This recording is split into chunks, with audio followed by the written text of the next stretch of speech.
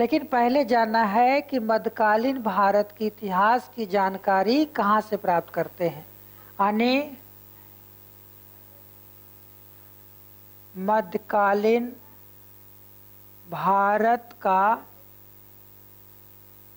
ऐतिहासिक स्रोत है ना, मध्यकालीन भारत का ऐतिहासिक स्रोत। मध्यकालीन भारत का इतिहास की जानकारी कहाँ से प्राप्त करते हैं? तो कोई किताबें से न प्राप्त करेंगे जी, कि डायरेक्ट जाएंगे बाबर के कब्र खोदने के लिए हैं? हुमायूं को कब्र खोदेंगे तो क्या वहां इतिहास मिलेगा?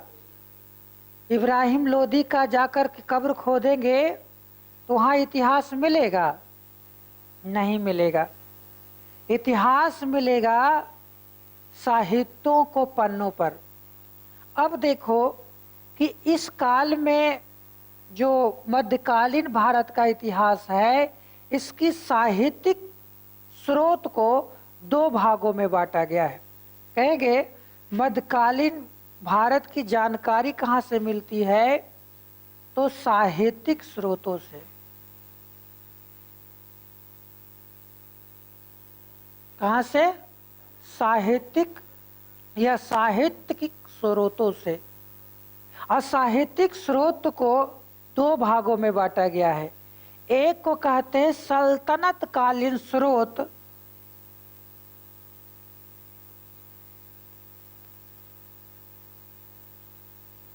सल्तनत कालीन स्रोत, और दूसरा है मुगल कालीन स्रोत, मुगल कालीन स्रोत, है ना। सल्तनत कालीन स्रोत और मुगल कालीन स्रोत। सल्तनत का मतलब दिल्ली सल्तनत। दिल्ली सल्तनत जो है वो दिल्ली सल्तनत की बात करेंगे कि दिल्ली सल्तनत के समय कौन कौन से किताब लिखे गए और उस किताबों से हमें इतिहास की जानकारी मिलती है। एक किताब का नाम सुना होगा, किताबुल हिंद।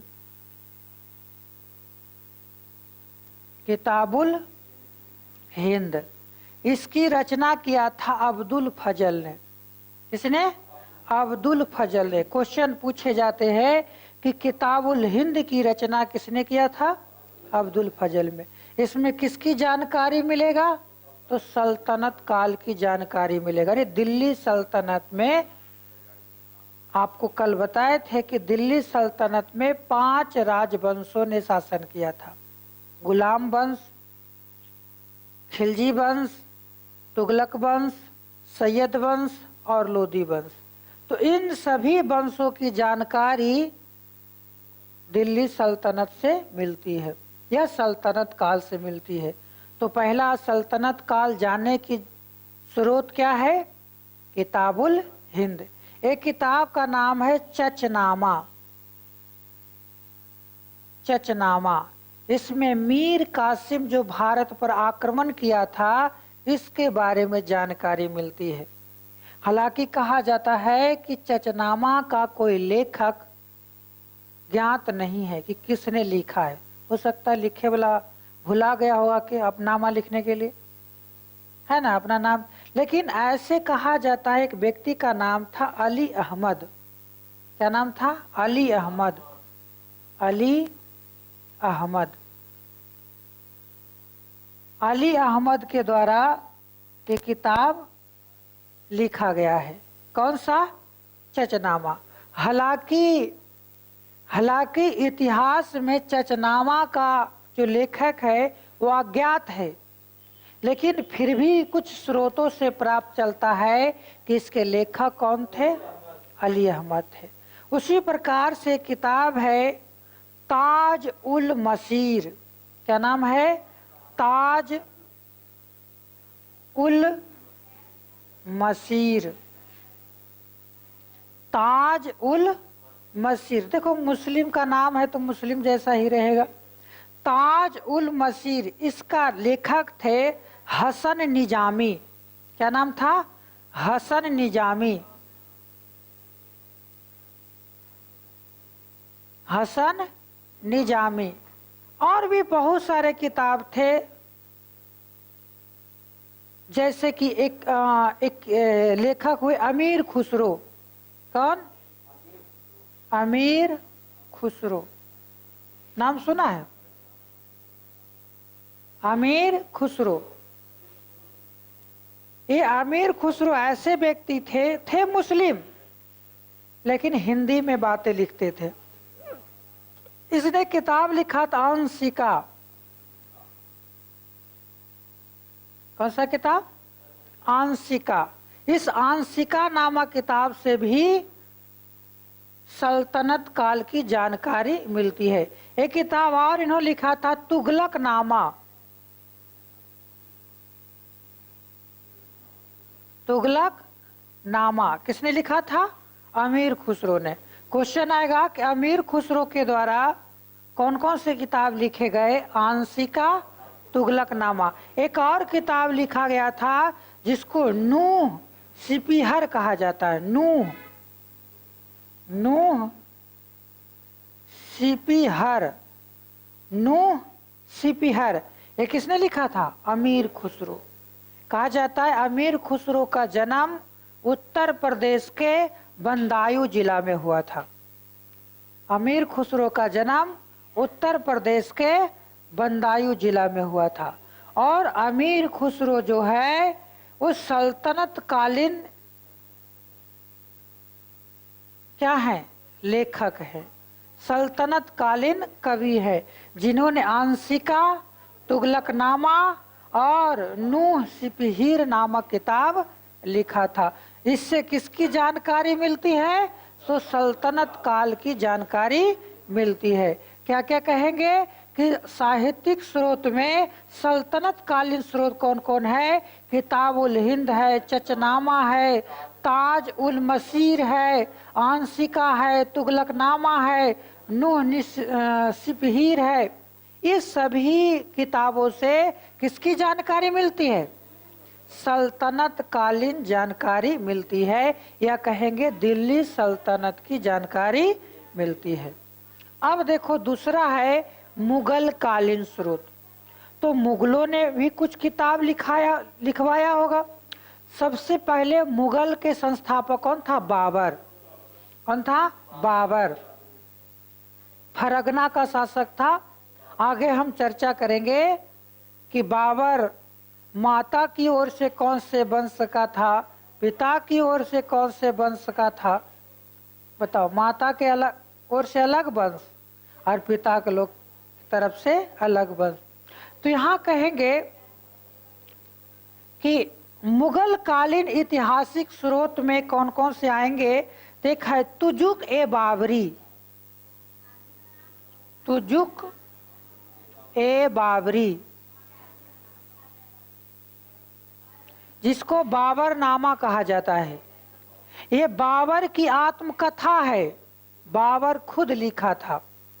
और इसी तुजुक ए बाबरी में सिंधु के एक साइड रहने वाले व्यक्ति को हिंदू कहा गया।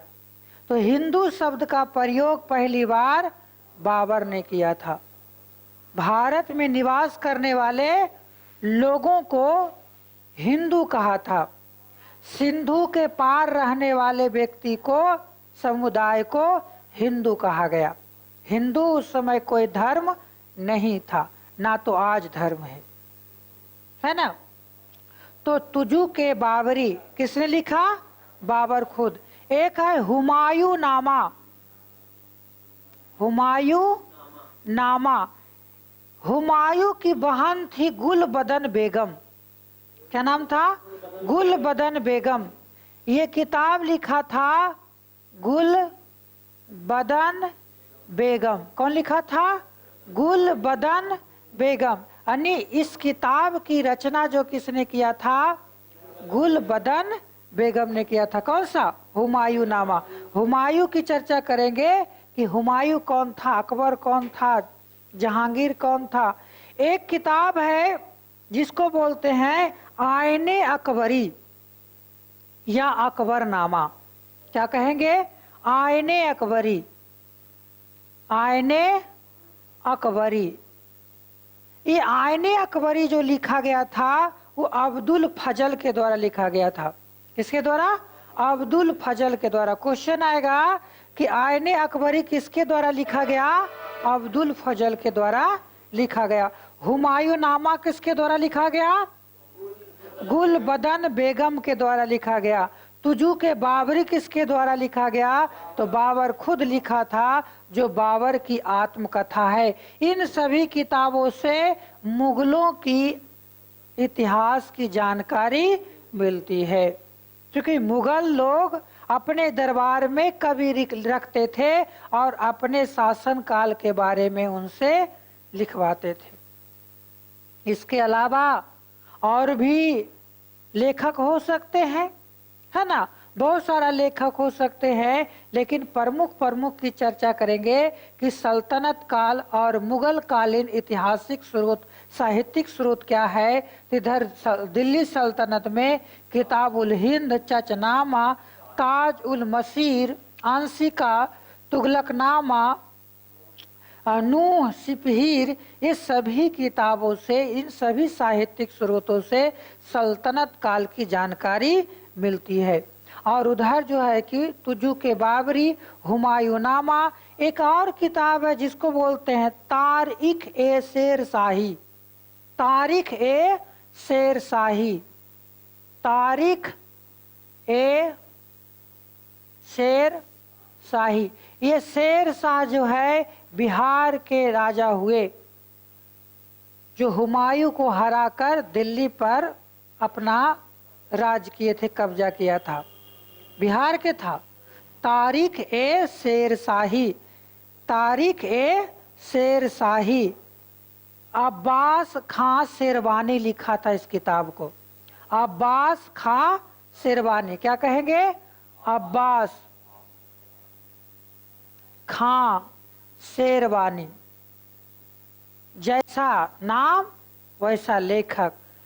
तारीख ए शेरशाही का लेखक कौन है? अब्बास खां शेरवानी। अब्बास खां शेरवानी। यहाँ से क्या क्वेश्चन पूछे जाते हैं कि इनमें से कौन सल्तनत कालीन स्रोत है, इनमें से कौन मुगल कालीन स्रोत है। क्वेश्चन पूछेगा कि तुजू के बाबरी के लेखक कौन है, तो बाबर खुद है। किताबुल हिंद के लेखक कौन है? अब्दुल फजल। हाँ, अब्दुल फजल। चचनामा अली अहमद, ताज उल मसीर हसन निजामी, और आंशिका, तुगलकनामा, नूह सिपहीर, ये किसके कौन थे? अमीर खुसरो। तो इस प्रकार से जो है कि आपको छोटा सा चीज है, इससे हमेशा एग्जाम में क्वेश्चन आते रहते हैं। 4 गो ऑप्शन दे देगा और कहेगा इनमें से कौन मुगल कालीन स्रोत नहीं है।